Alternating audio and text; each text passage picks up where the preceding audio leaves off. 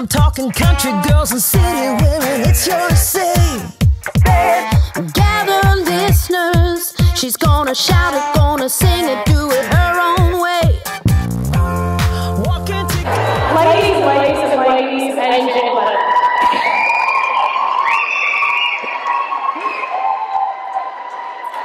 This is the most fantastic event tonight, and I have to say, standing here is my worst nightmare following the national living treasure that is Jean Kitson. How about another round of applause for Jean?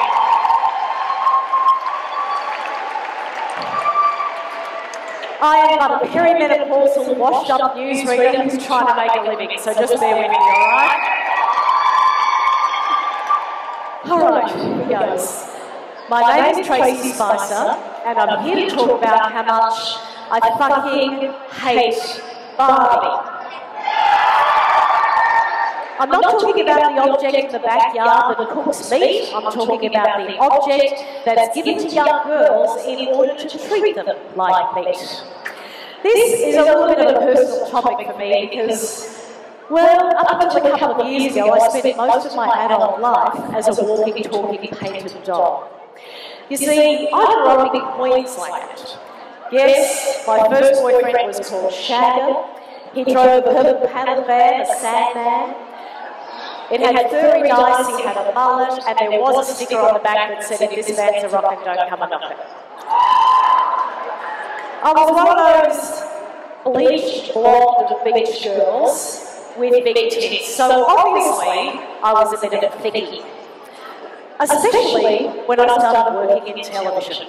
As Hunter S. Thompson famously said, television, that long plastic hallway where thieves and pigs roam free, and good men and women die like dogs.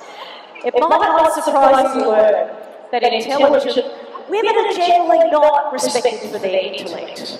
So I was considered, no, who would have thought that? I was considered to have had two breasts instead of a brain. Which is kind of unfortunate. How did I cope with this sexism every day? Well, I put on the mask, quite literally, and became the good girl. On my first night of newsreading in Brisbane, I asked the station manager how he thought I went, and he said, "Stick your tits out, Paula, that's a good girl." The next night I tried to change an intro that one of the producers had written.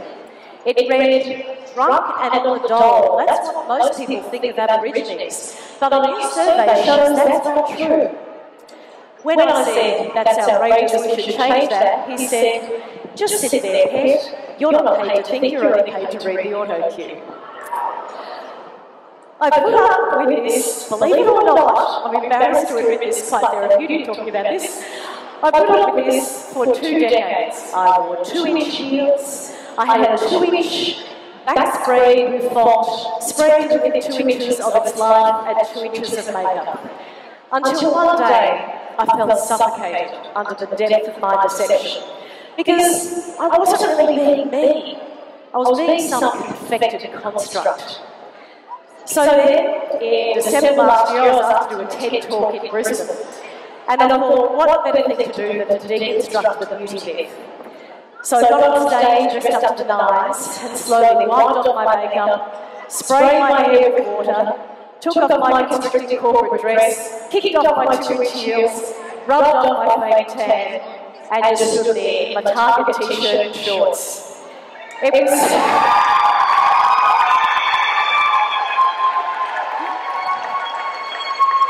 Thank you. It was so incredibly liberating, and the room was very much like the room is here tonight, full of wonderful supportive women who've been hollering. One woman who called out in mock horror, "Not the hair, anything but the hair." Ever since that day, I have felt like I'm dancing on the ceiling, because I've had thousands of women who've sent me letters, believe it or not, old-fashioned letters, emails, messages on social media, tweets, talking about their own personal striptease. The angle of my talk was about the lost hours in productivity that women spend on grooming, 3,276 hours for women over a lifetime compared with 1,096 hours for men. I remember thinking about what we could do with this time. You know, learn a language or an instrument or do a master's or do more charity work.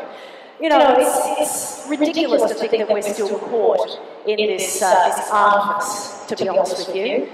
So I love hearing these women saying, I'm not going to paint my nails any longer. Why should women have colourful fingernails and men don't? That's bloody ridiculous. I'm not wearing my high heels anymore. I've trashed all my makeup. It's been interesting to see the response, though, when I go back into TV stations, because I'm still reading news on Sky. I went into Studio 10 to talk about my TED Talk about a month ago. And I went in with very basic makeup, casual hair, white t-shirt, sat down in front of the makeup artist, told her what I was trying to do, said, please don't put too much makeup on me, that's kind of hypocritical and counterintuitive and counterproductive. She danced around me for an hour and a half, this is no exaggeration, with brushes and powders, putting stuff on, taking stuff off. She was incredibly stressed, the poor darling, because she's just doing her job. At the end of it, she said, would you please just let me put some false eyelashes on you? Which is kind of like a Friday night, not at 8 in the morning on a Monday, you know? So it's been a really interesting journey. I know this is a really first world problem, especially compared with a lot of the issues we've been talking about earlier, a lot of the incredibly important issues like marriage equality, climate change, and Indigenous rights that are even mentioned in the Constitution. These are the most important things that we should be fighting for at the moment.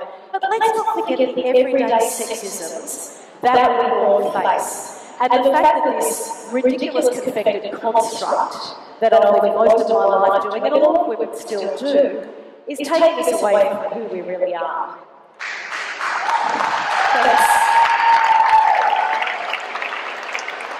But the thing that makes me most happy about discussing this publicly is the effect that it has on my 7-year-old daughter. You know, girls are so impressionable at that age. She always used to stand next to me when I was putting my makeup on for television and say, Mum, why do women have to wear makeup and men don't? I mean, it doesn't make sense. And so now I can turn around to her and say, look, genuinely, Grace, I'm trying to do my own little thing, if we all do our own little things, to pull back the expectations. The unrealistic expectations, of course, about how women should look. Then hopefully, darling, by the time you're a young woman, you won't have to go through that bullshit. Thank you very much for listening to it.